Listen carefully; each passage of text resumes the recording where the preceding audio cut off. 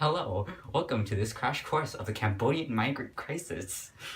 Let's watch this video about the Cambodian migrant crisis that happened in 1969. Hold on, let me turn on the sound. Okay, there. You can't see me, my time is now. It's the franchise where I'm shining now. You can't see me, my time is now. In case you forgot or fell off, I'm still hot, knock your shell off. My money stacked fat.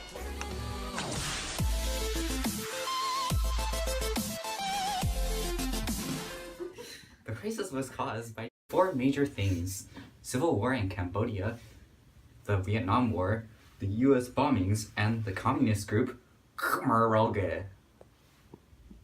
To start off, let Andrew here help us pronounce the name of this group.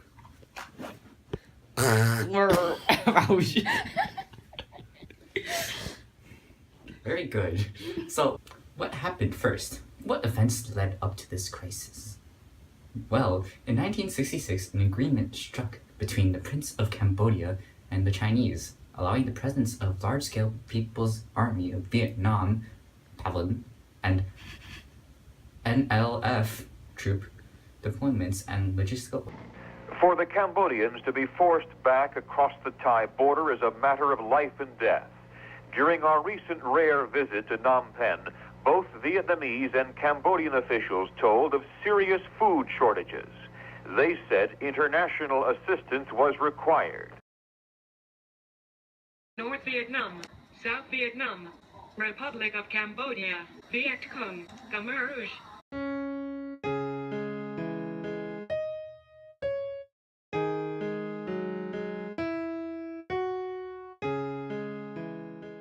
There's also a growing problem of refugees from Cambodia fleeing into Thailand and being driven back across their border where they also face possible death. America had bombs. Since the Vietnamese Liberation Front and the PAVN used a network of supply routes that partially ran through Laos and Cambodia, the US ostensibly invaded both Cambodia and Laos in order to disrupt these routes. 2.7 million tons of bombs were dropped into Cambodia without the knowledge or consent of the Senate. This is twice as many bombs as they threw into Japan. Yeah.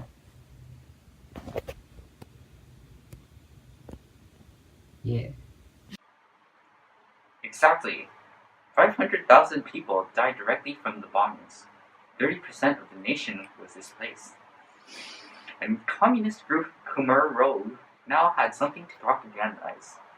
When it was finally made public in 1973, many were outraged, and the bombings were stopped.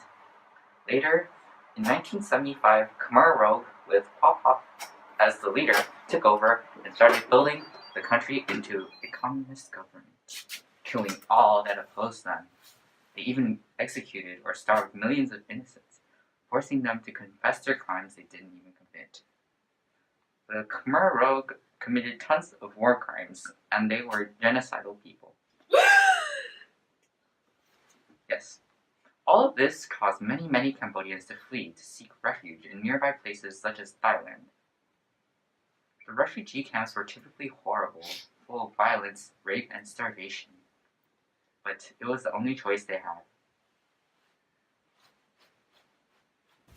Refugees not only went to Thailand, but also to America and France. They were afraid to go back to their own country, so they decided to go abroad.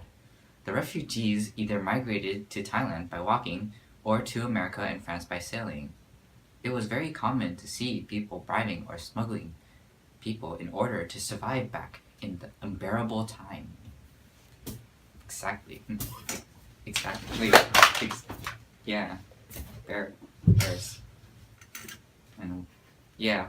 Well, foreign countries were not safe for migrants, especially because the countries were places that they have never been to before. For example, people who migrated to Thailand were only allowed to stay at border camps. If they were caught sneaking out or crossing the border, they would get killed. Throughout most of 1979, the Thai government refused offers of humanitarian assistance from the United Nations for the Cambodians at the border. Thailand did not sign the 1951 Refugee Convention, and it insisted that any Cambodian who entered Thailand would be named an illegal immigrant rather than a refugee. Why has the Cambodian Prime Minister made this deal, agreeing to receive them to live in Cambodia in exchange for millions of dollars? This Cambodian opposition MP called on both governments to be more transparent about what he described as a secret deal. Australia says 200 refugees have been identified for potential resettlement on a voluntary basis, but Cambodia's government has reportedly said the country only wants to take 4 or 5 people to begin with. The Thai government reversed its policy of barring the Cambodians from entering Thailand and implement an open door policy. The Thai government informed the United Nations High Commissioner for Refugees, or UNHCR, in Thailand that within a few days, Thai border authorities would start transporting thousands of Cambodians into Thailand to designated holding centers. The Thais requested UNHCR to build and manage these holding centers inside Thailand. At this point, the relief operation split in half. UNHCR managed several holding centers inside Thailand, and UNICEF and ICRC delivered aid to and operated medical facilities in the border camps and inside Cambodia.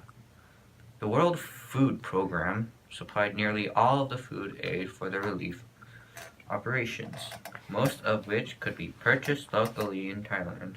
The countries that accepted the influx of Cambodian refugees had to dedicate a significant amount of their crops for the refugees, while providing drinkable water and shelter for them.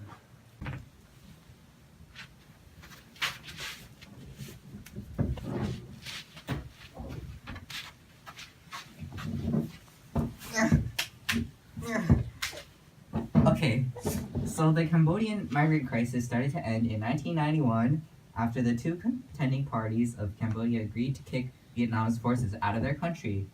A group was called the United Nations Transitional Authority in Cambodia, and it was created for the purpose of organizing elections for a new government, taking back refugees from the refugee camps along the border, and enforcing ceasefire. In 1993, a government was established thanks to this group, and 360,000 refugees were repatriated. However, many Cambodian refugees also never came back. Those who went to Thailand were about 160,000.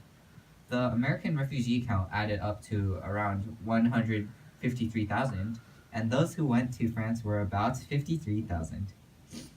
With all of the UNTAC dreams achieved, they disbanded, and other humanitarian aid workers took over, and from that point on, Cambodia slowly began to heal its already deep wounds.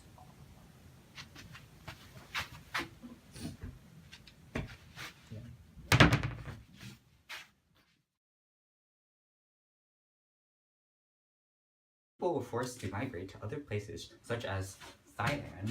Very well. So, Farmer Andrew, what do you think about this crisis? It's very bad. My house got bombed, and I had to fend off the suitors with this knife. It's Do you very really nice. want to show us how you did that? Let's go.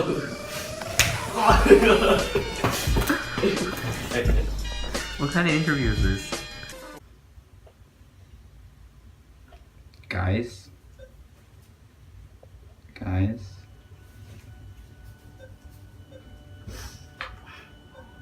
Okay. Oh, wow, nice.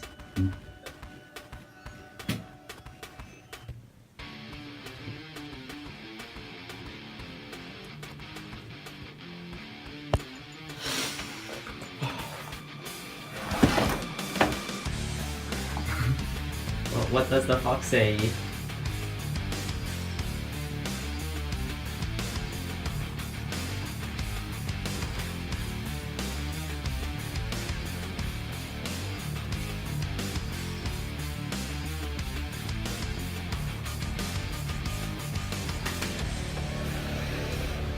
Whale, whale, whale. What Whale.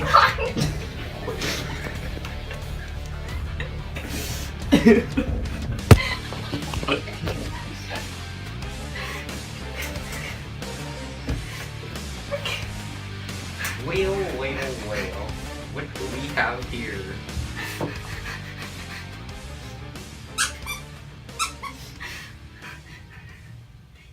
But it was the only choice they had.